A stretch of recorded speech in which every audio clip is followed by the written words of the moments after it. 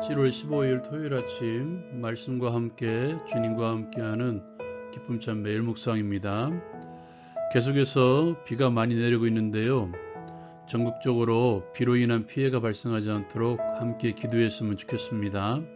그리고 우리 마음에 그리고 우리의 삶에 지금 이 시간에도 성령께서 부어주시는 은혜의 단비가 넘쳐나기를 기대하면서 오늘 함께 나눌 말씀은 예레미야 5장 1절에서 9절까지의 말씀입니다. 오늘 말씀에서 하나님께서는 한 사람이라도 찾아보라고 말씀하십니다. 정의를 행하며 진리를 구하는 자를 한 사람이라도 찾으면 내가 이 성읍을 용서할 것이라고 말씀하십니다. 어쩌면 유다의 팽망과 예루살렘의 황폐함을 미리 내다본 예레미야가 하나님께 용서를 구했는지도 모르겠습니다. 하나님께서는 그들이 나를 두고 맹세할지라도 그것은 거짓이라고 말씀하십니다. 하나님의 요청에 예레미야는 찾았을 것입니다. 그러나 결국 얻은 해답은 한 사람도 없다는 것이죠. 예레미야는 그 한 사람을 찾기 위해서 온 힘을 기울였을 것입니다. 그리고 그들은 자신들이 징계를 받는지도 모르고 예레미야의 호소에 오히려 바위처럼 얼굴이 굳어져 돌아오기를 싫어합니다. 예레미야는 지도자들에게 찾아갑니다. 희망을 걸어본 것이죠. 지도자들은 다를 것이라고 생각한 것입니다. 그러나 하나님의 길을 하나님의 법을 안다고 하지만 그들은 오히려 하나님의 법을 무시하고 버립니다. 하나님의 길을 끊고 다른 길을 찾지만 오히려 더 큰 어려움을 만납니다. 그들의 허물과 그들의 반역 때문에 결국 패망의 길로 스스로 들어선 것입니다. 예레미야의 보고 아닌 보고에 하나님께서는 어찌 너를 용서할 수 있겠느냐라고 반문하시죠. 하나님께서는 우상을 따르는 그들에게 이렇게 표현합니다.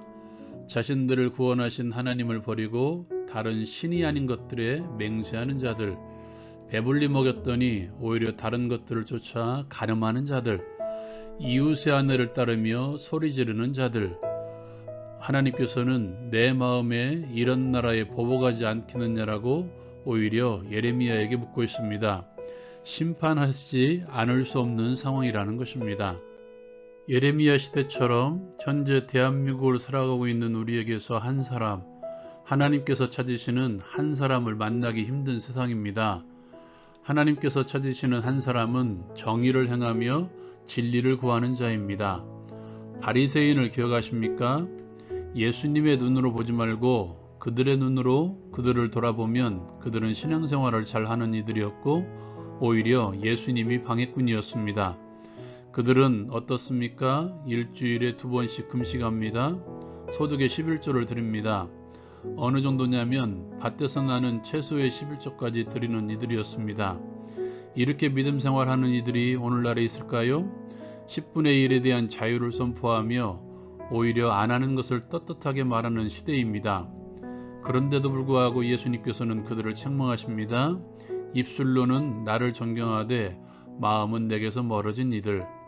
정의는 행한다고 하지만 진리이신 예수 그리스도를 구하지 않는 자들이었습니다. 여러분, 기계적인 신앙과 갈급한 신앙의 차이를 아십니까?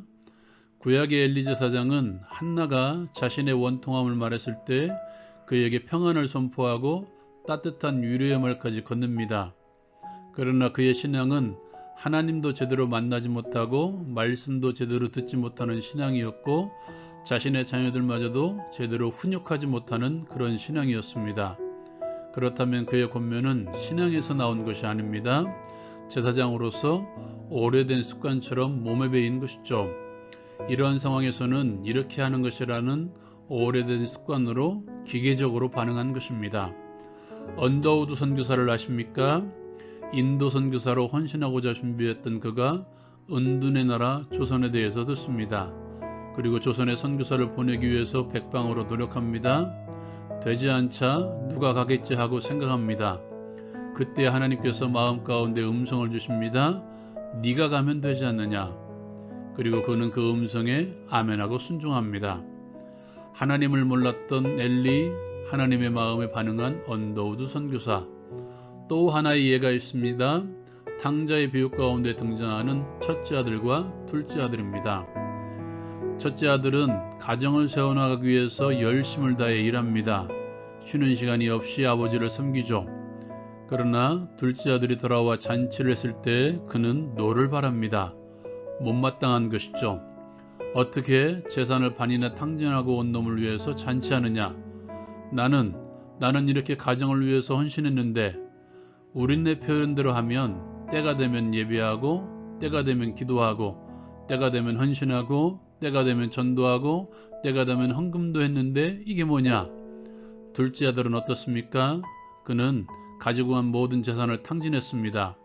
그리고 그 자리에서 주저앉은 것이 아니라 아버지께로 나왔습니다. 스스로를 평가합니다. 나는 아무것도 아닙니다. 나는 죄인입니다.